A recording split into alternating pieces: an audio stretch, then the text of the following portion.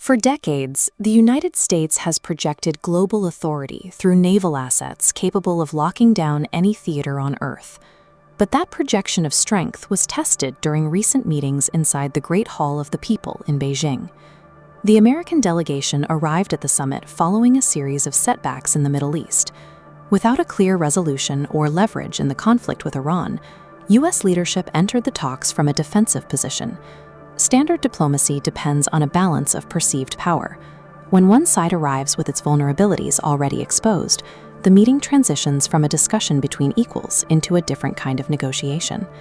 Behind closed doors, the exchange between the U.S. President and Xi Jinping altered the existing diplomatic hierarchy. During the summit, Xi Jinping directly stated his assessment to the president that the United States is a nation in active decline.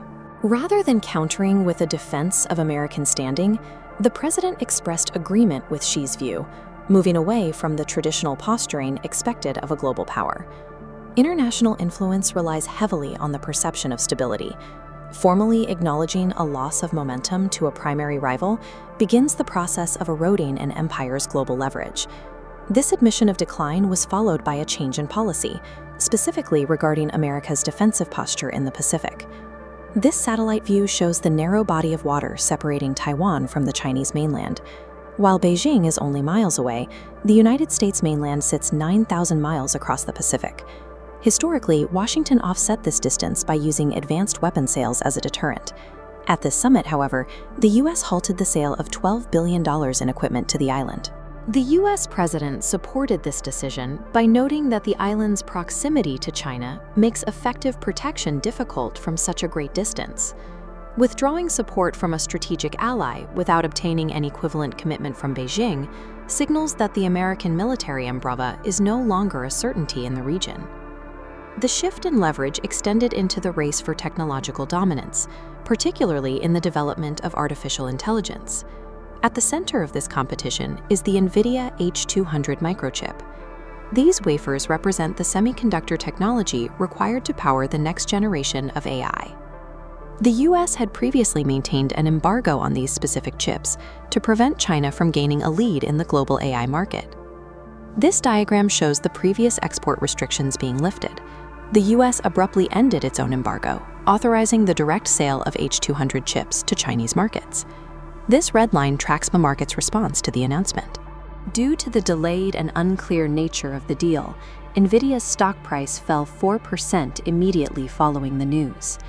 By providing its most advanced AI hardware to its primary competitor, the U.S. has significantly altered the trajectory of the technological race. The change in bargaining power was also evident in the aviation sector, where the high stakes of aircraft manufacturing met the new diplomatic reality. Entering the summit, the U.S. expected a significant order of between 500 and 1,000 Boeing jets to bolster the domestic economy. The actual agreement was far smaller, with China committing to purchase only 200 aircraft.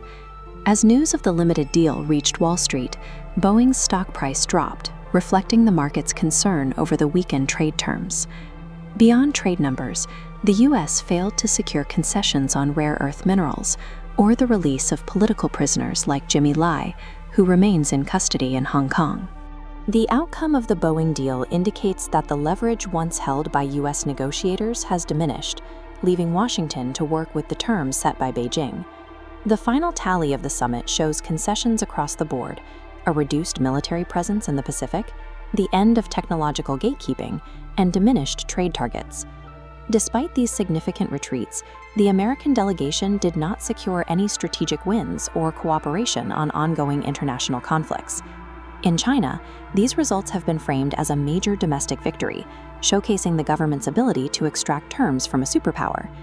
In international relations, providing significant concessions without securing equivalent value is a dynamic typically seen when a power has lost its competitive edge. Within China, the summit has fueled a rise in nationalist sentiment as the public observes their country's increasing influence on the global stage. For the generation of Chinese citizens who saw their country transform from a developing nation in the 90s to a global leader today, the summit served as a visible confirmation of that growth. This historic summit signaled a permanent change in how both powers perceive their roles on the global stage. The structures that maintained American unipolar influence are giving way to a landscape where Beijing's priorities carry equal weight.